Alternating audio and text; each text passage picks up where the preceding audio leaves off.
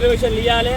గత ప్రభుత్వాలు బీసీలను అణగదొక్కిళ్ళు చాలా ఘోరమైన పరిస్థితిలో ఉండే. ఈరోజు కాంగ్రెస్ ప్రభుత్వం వచ్చిన వెంటనే మన ఏదైతే ఎలక్షన్ల ముందు మన రాహుల్ గాంధీ గారు ఏదైతే మన ఎలక్షన్ల ప్రచారంలో భాగంగా మనకు మాట ఇచ్చిండు, మీకు కులగణన చేస్తా, మీకు బీసీలకు న్యాయం చేస్తా అని చెప్పడం జరిగింది. ఆ చెప్పిన విధంగానే ఈరోజు కాంగ్రెస్ ప్రభుత్వం ఏర్పడ్డ తర్వాత వెంటనే రేవంత్ రెడ్డి గారి నాయకత్వంలో మరి బీసీలకు 42% ఏదైతే 42% రిజర్వేషన్లు కల్పించి అసెంబ్లీ తీర్మానం చేసి మనకు దేశం లెవెల్లో జరగాలి ఈ చర్చ అని చెప్పేసి అసెంబ్లీ తీర్మానం చేసి మనం మరి కేంద్ర ప్రభుత్వానికి పంపడం జరిగింది. కేంద్ర ప్రభుత్వం దగ్గర 6 నెలలు అయినా కూడా వాళ్ళు ఎలాంటి స్పందన లేదు.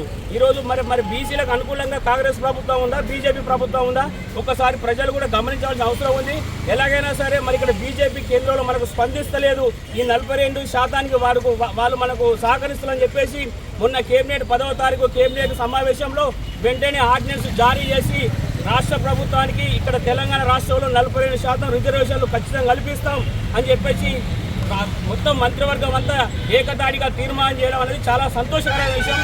ఈ యొక్క తీర్మానాన్ని మా బీసీ నాయకులు కావచ్చు, మన తిమ్మాపురంలో కాంగ్రెస్ పార్టీ పక్షాన మనస్ఫూర్తిగా వారికి హృదయపూర్వకంగా శిరస్సు వంచి మేము నమస్కారాలు చెప్పడం జరుగుతుంది. అలాగే ఇంకా ముందు కూడా బీసీలకు చాలా అంటే అగ్రవర్ణ కులాలతో సమానంగా కూడా రాజ్యాంగబద్ధంగా మాకు హక్కులు కల్పించడం చాలా సంతోషకరం. మరి ఇక్కడ ఉన్న బండి సంజయ్ గారు మీరు బీసీ నినాదంతో గెలిచిరు, మరి మీకు కార్యకర్త లేకుండా బీసీలంతా మీకు ఓట్లేసి గెలిపించారు. మరి మేము ఇక్కడ రాష్ట్ర ప్రభుత్వం అసెంబ్లీలో తీర్మానం చేసి కేంద్రానికి పంపడం కనీసం మీరు పార్లమెంట్లో కూడా ఒక్కసారి దాని చర్చ మీరు ఎక్కడ కూడా ప్రస్తావన తీసుకురాలేదు. మరి ఇప్పుడు బీజేపీకి చిత్తశుద్ధి ఉందా, కాంగ్రెస్కి చిత్తశుద్ధి ఉందా, టీఆర్ఎస్కి చిత్తశుద్ధి ఉందా?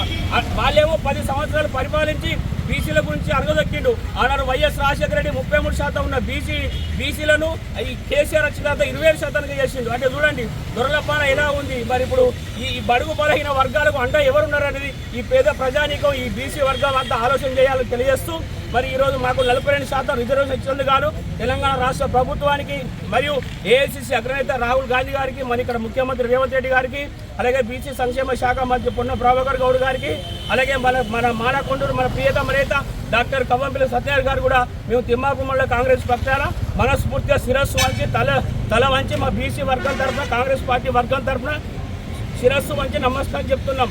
జై కాంగ్రెస్, జై కాంగ్రెస్.